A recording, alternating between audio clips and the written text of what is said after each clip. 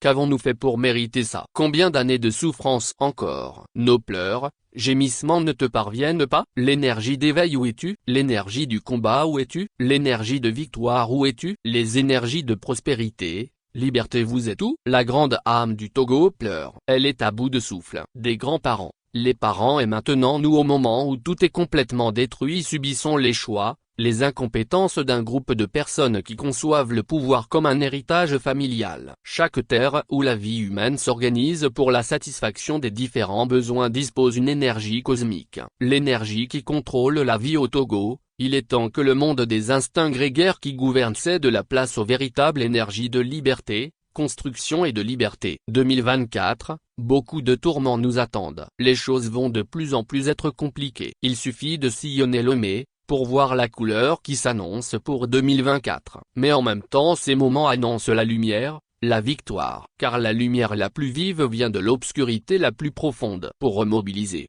réactiver les énergies disponibles, qui dorment, pour un Togo meilleur pour tous. Nous devons tous faire sortir notre imaginaire, schéma d'analyse, système de logique du monde de l'instinct grégaire. Ceux qui nous imposent la gouvernance de misère, de souffrance jouent avec nos vies grâce au schéma de perception de l'instinct grégaire. Nous devons donner la primauté à la raison dans tous les aspects de nos vies. Seule la raison va nous permettre de déclencher la disparition de l'ancien ordre social pour un nouvel ordre social où seuls vont compter la volonté, le choix et le bien-être des hommes et femmes, des animaux et des végétaux.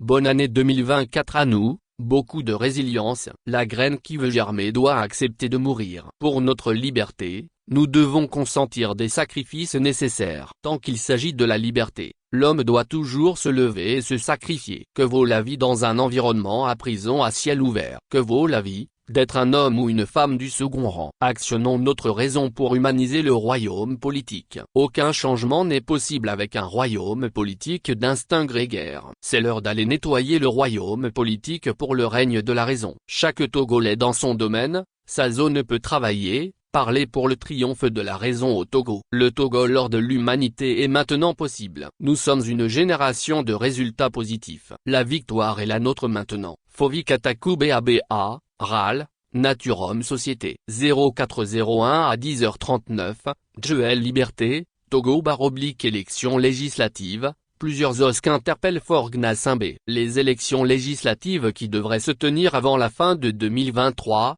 vont finalement être organisées avant la fin du premier semestre de cette année. Un regroupement d'organisations, mouvement dans un communiqué, en date du 3 janvier 2024, interpelle encore une fois le chef de l'État sur certains sujets liés à ces élections. Notamment, une Assemblée nationale dont le mandat est déjà expiré depuis le 31 décembre 2023 et les discussions sur le code électoral que réclament plusieurs partis de l'opposition.